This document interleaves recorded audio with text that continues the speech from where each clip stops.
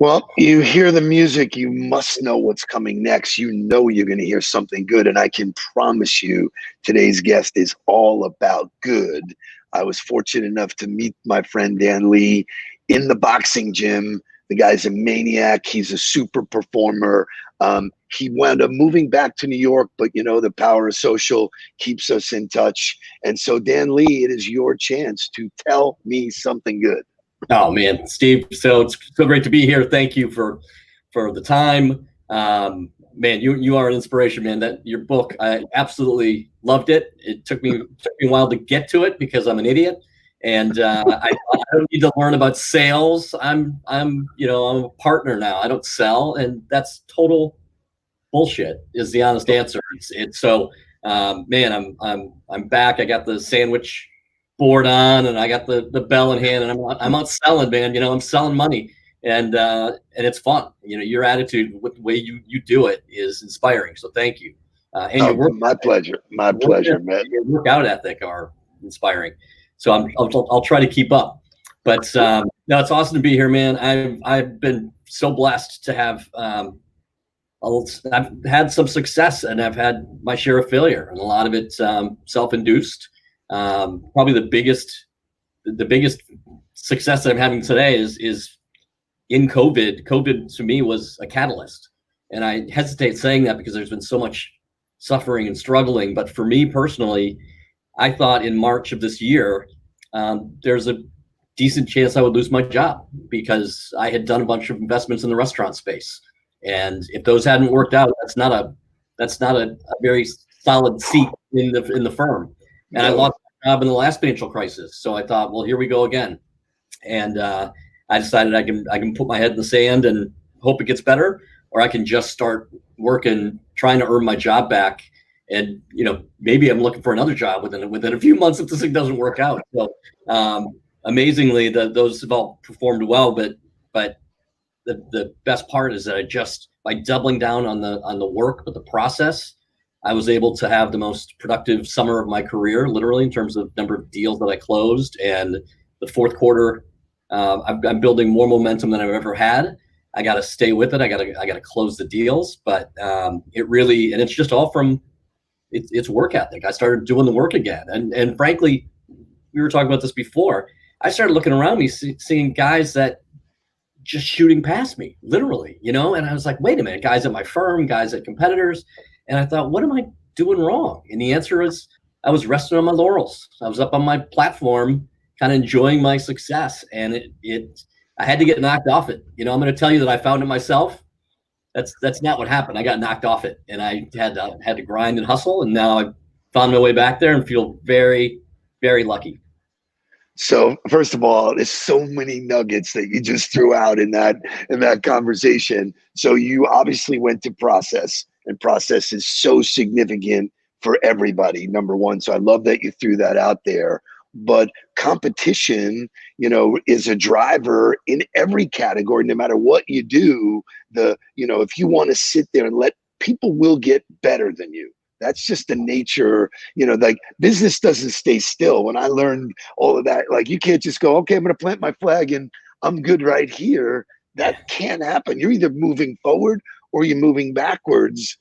And this was a real wake-up call, this whole COVID thing. And yes, it affected some people very badly. But just conversely, there's so many people who reset their mindset, reset their habits, and got after it. And so, that was the reason why I wrote the book. And, I'm flattered that you finally got around to reading it. I mean it, man. I loved it.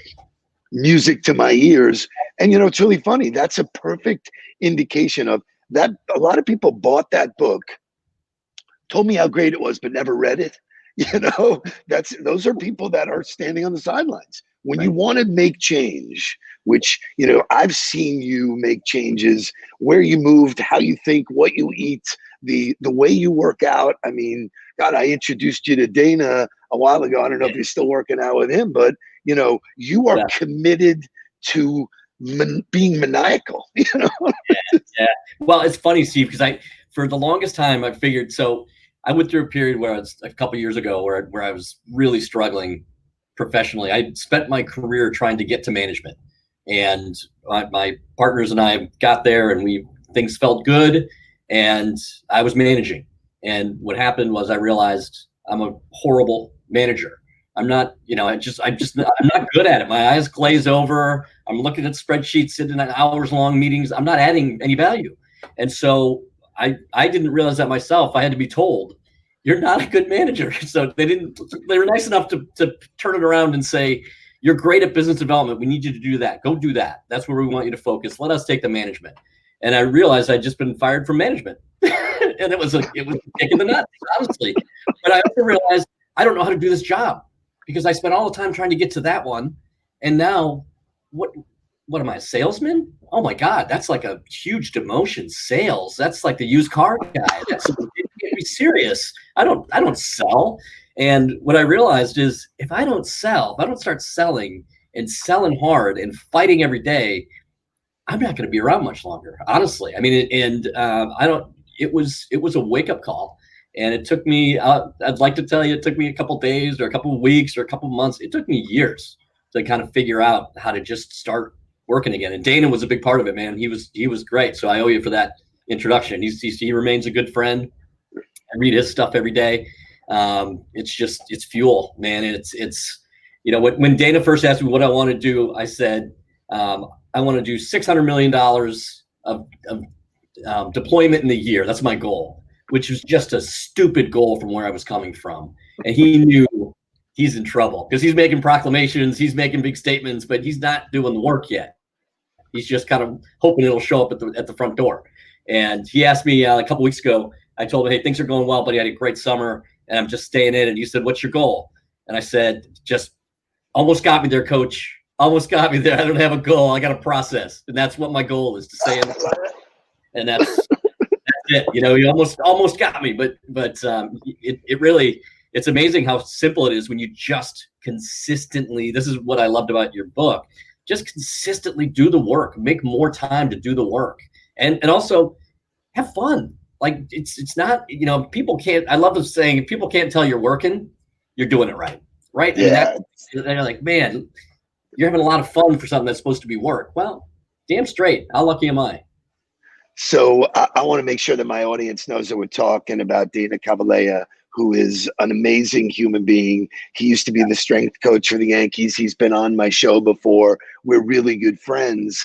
And when you talk about simple, here's a guy that worked with some of the greatest baseball players ever, being the strength coach of the Yankees. And he would say, how do they get better or whatever? He goes, one play at a time, one day at a time. They would just go out there, just do all of the basics better than everybody else. There's nothing, I think, this happens a lot in my practice, where people come to me and they're waiting for me to wave the wand and go, okay, I blessed you. You can now go be great. And, I go, listen, there's a big bridge between thinking it and doing it. And most people just aren't willing to do what it takes. Because it's brutal. It's hard work. It's rejection.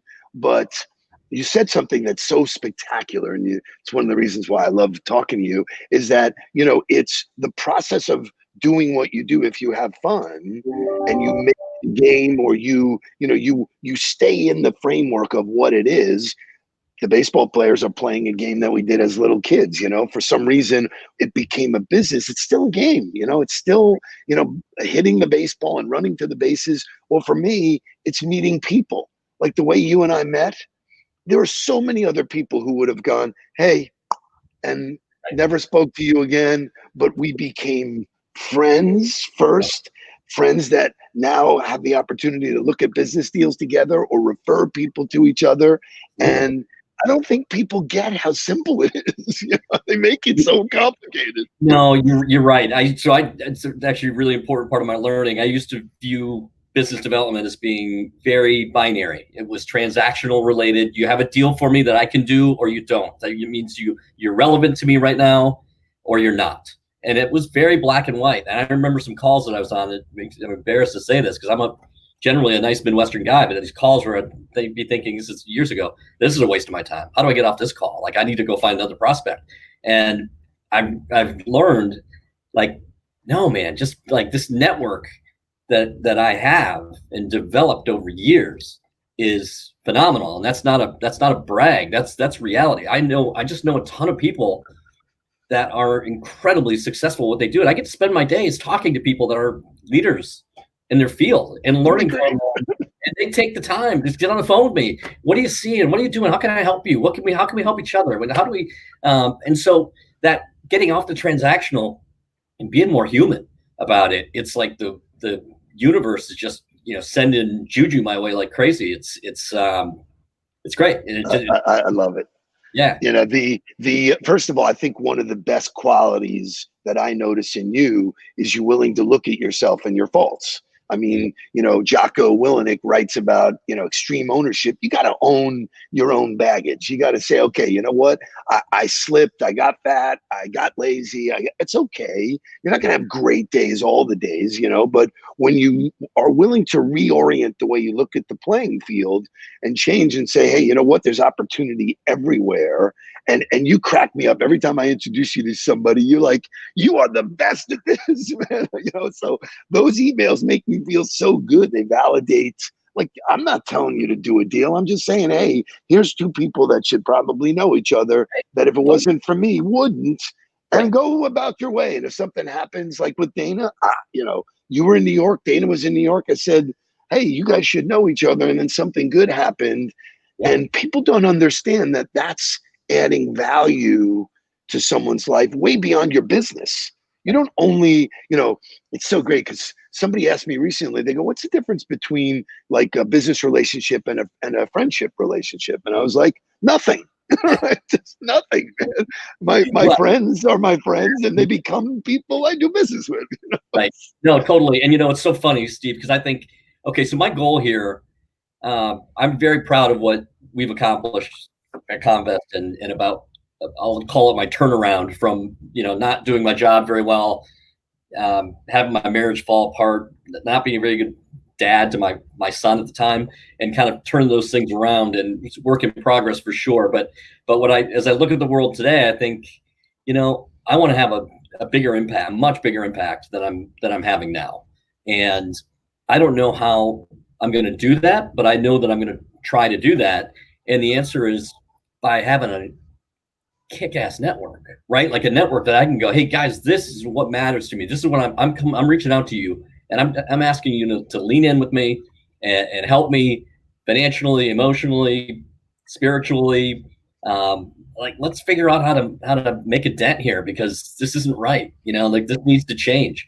And so if I like to say, because it holds me accountable, if the world knows me as being, a partner at Comvest, that's great. But if that's the sort of maximum, if that's the top of my impact mark, not that great. There's so much more that can be done, and it's kind of scary in a way, because you think, geez, I got to get on that. Like, the bar is high, right? What's interesting? I hope I have your energy at your age, but you evaluate businesses for a living. You look at their assets. I noticed early on that my asset was my network, the people I could pick up the phone and just say, hey, yo. Right. People don't view it that way. The biggest asset you have in your life is your network. That's going to dictate to a big extent what your capabilities are to earn money. And while my goal is not to, I think you hit it on the head. My network teaches me so much. Every time I'm on the phone with you, I learn something, gets validated. People just, they don't understand that value, because guess what? You're a really smart dude. You went to Notre Dame and, Michigan Business School and all, well, did they teach you the value of your own personal network? Did they teach you, relationship building? No, they told, those were never part of the bid. Those were the soft skills that nobody talked about. Yet now in a pandemic, when people are social and physically distanced, you don't have a network, you are lonely, man. It is hard. I want to go back to what you said, because it cracked me up. So you say Notre Dame and Michigan, and I thank you. They're great schools. I feel lucky to have gone there. But I got into Notre Dame because of my dad, because I was a legacy. So literally, there's other people in my school that, so I kind of rode that coattail. Michigan, I got waitlisted. People say, how could a Notre Dame guy go to Michigan? I'd say, easy. Chicago Northwestern rejected me, and Michigan barely let me in. But whatever. I made hours there. But my point is, it's a broader point. For so much of my life, I was so much more worried about what it looked like than what it is. And that's what led to, so that's a great example, right? Notre Dame, Michigan, got to be smart. Well, there's a story behind those. And made it in New York, went to London, like, okay, so like, as long as the world thinks I'm successful, I'm good. Even if I have a role and it was failing and I don't have a very good relationship with my son, a very present relationship with my son. And that's the thing that just stop worrying about what people think and start like just being in the moment and having an impact, because that was and that literally took years to figure out, like, just how bad that oriented my life, my existence to what it looked like, and just giving up on what was. And it was that hurt, that was tough, but thank God. Good for you, and good for you for being genuine and authentic and sharing it. I'm gonna take the conversation in another direction about impact. I know that you've done something, you're committed to veterans, and so I want you to speak about, because in my book I say the more you give, the more the world's going to give you back. So I know you're committed to that. So share what your passion is and how people can help you and get involved. Yeah. So listen, I hate this answer, but it's going to be around poverty, and it's going to be something that I get very engaged with, and I just want to make sure that before I endorse anything, I'm doing some work. I'm lucky to have some family members that are involved in nonprofits, and so I've got a lot of resources. I have no excuses. So, but I would say it's going to be around recognizing that I didn't hit a triple.